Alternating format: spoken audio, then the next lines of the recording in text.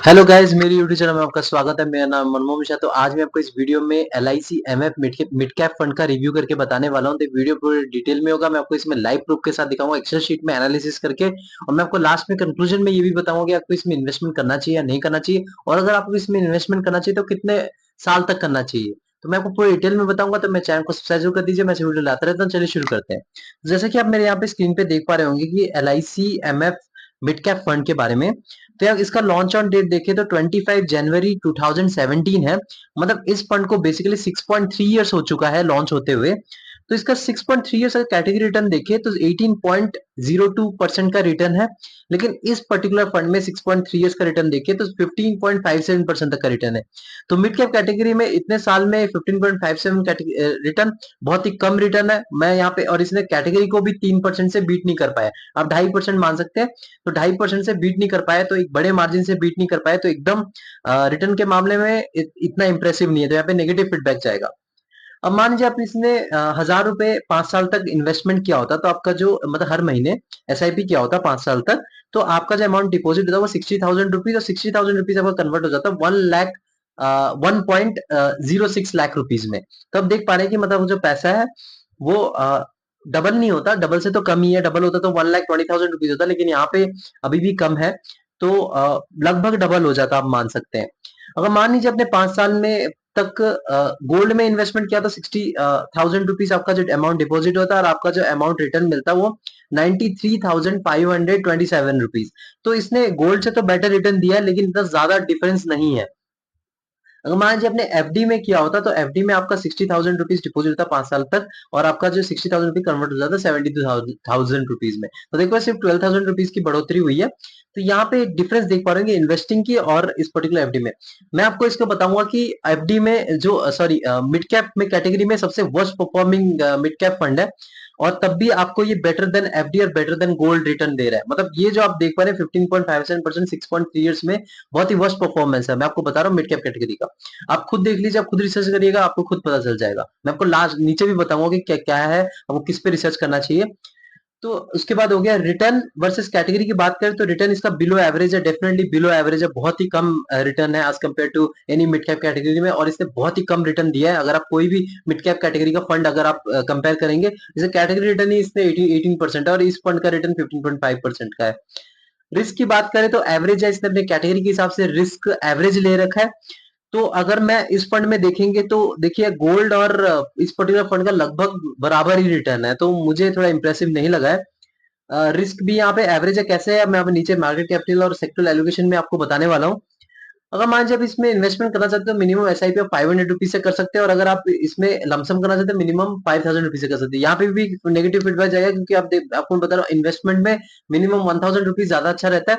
तो यहाँ पे अगर लमसम 1,000 रुपीज होता तो ज्यादा अच्छा रहता है। एसआईपी 500 रुपीज चलो ठीक ठाक है।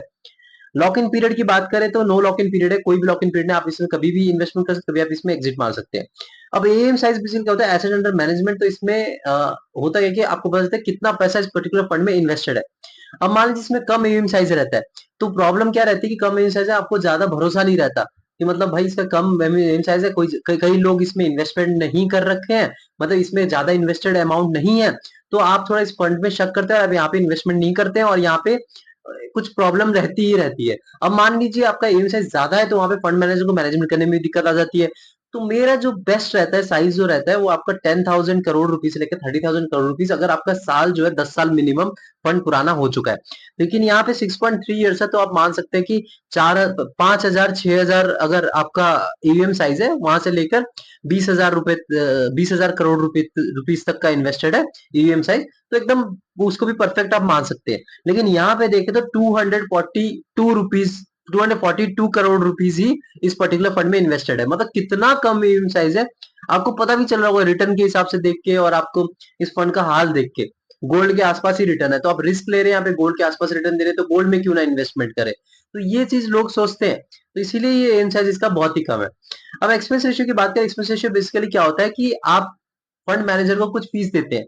मतलब अगर जैसे आपने अभी दिमाग तो आप तो लगा नहीं रहे हैं, फंड मैनेजर दिमाग लगा के पे इन्वेस्टमेंट कर रहा है। तो फंड मैनेजर जब दिमाग लगा के इन्वेस्टमेंट कर रहा है, तो उसको उनको एक फीस देनी पड़ती है। तो वो जो फीस है वो 1.57% तक का फीस देना पड़ेगा। मैंने आपको हर एक वीडियो में बता रखा है कि एक्सपेंस रेशियो आपको 1% से नीचे होना चाहिए, तभी आप कंसिडर कर सकते हैं एक फंड को। मैं तो बोलता हूँ 0.9 या 0.95% या 0.8% को भी कंसिडर मत करिए, 0.7, 0.6 या 0.5 तक आप कंसिडर करिए।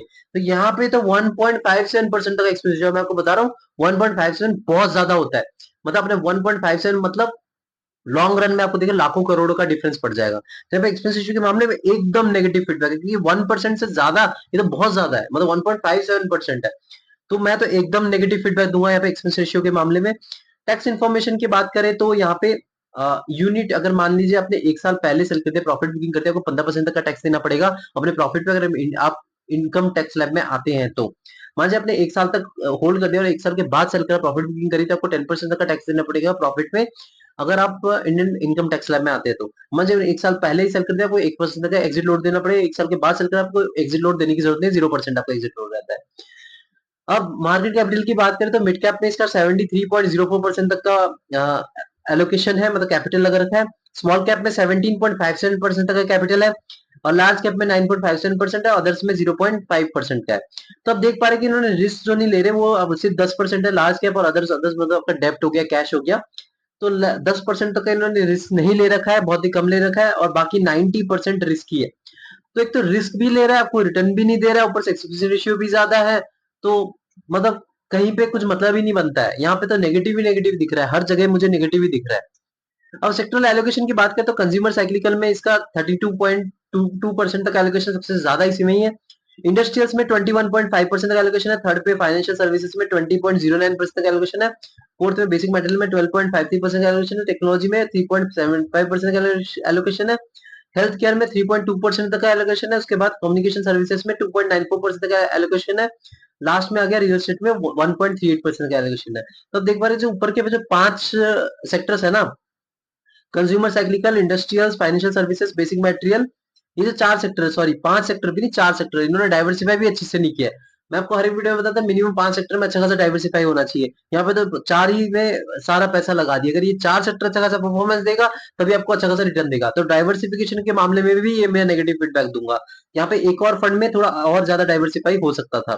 तो मिनिमम 5 फंड, मैं 5 सेक्टर बोलता हूँ, 5 सेक्टर में डेफिनेटली डाइवर्सिफिकेशन होना चाहिए, मतलब 10 to 15%, 10 to 15%, तो एक ठीक ठाक डाइवर्सिफिकेशन माना जाता है। जितने बड़े बड़े मिड कैप कैटेगरी का फंड देखेंगे, जैसे क्वांट मिड कैप फंड हो गया आपका, उसके बाद मोतीलाल ओसवाल का मिड कैप फंड हो गया, Invesco India mid cap fund हो गया, उनको 5/5 रेटिंग मिलती है, उनका डाइवर्सिफिकेशन देखेंगे एकदम प्रॉपरली हो रखा है।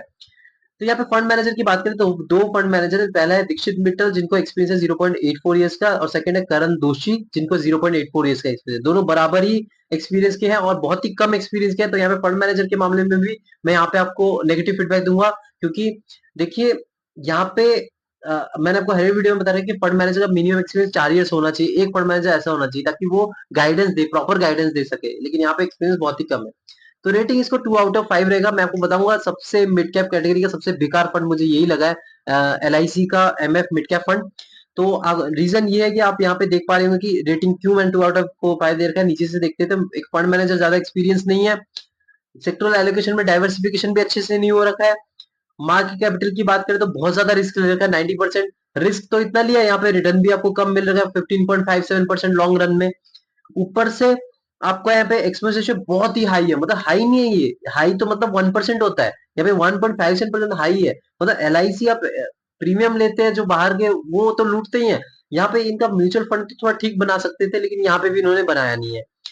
AUM साइज की बात करें तो यहाँ पे भी कम है, बहुत ही कम है, मतलब 242 करोड़ रुपीज, मतलब बहुत ही लोग इस पे भरोसा ही नहीं कर रहे पर्टिकुलर फंड में।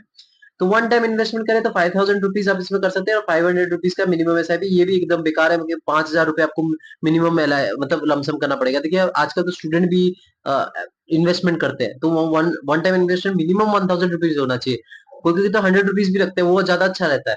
तो यहाँ पे इस मामले में मेरे को एकदम बेकार लगा। और दूसरी चीज आप देख पा रहे हैं कि जो 5 साल का रिटर्न देखेंगे तो गोल्ड के आसपास ही रिटर्न है, तो गोल्ड के अगर आसपास रिटर्न है तो गोल्ड में क्यों ना इन्वेस्टमेंट करेंगे, वहां पे तो भाई रिस्क भी, आप रिस्क से भी बच रहते हैं, वॉलेटिलिटी से भी बच रखे हैं, बचते रहते हैं। और मैंने यहाँ पे आपको इतना तो रिटर्न बता रखा है, लेकिन यहाँ पे अगर आप एक्सपेंस रेशियो भी देखेंगे, इतना अगर आप हिस्सा दे देंगे मतलब फंड मैनेजर को एज ए फीस, तो ये लगभग आपको गोल्ड से भी कम रिटर्न हो जाएगा।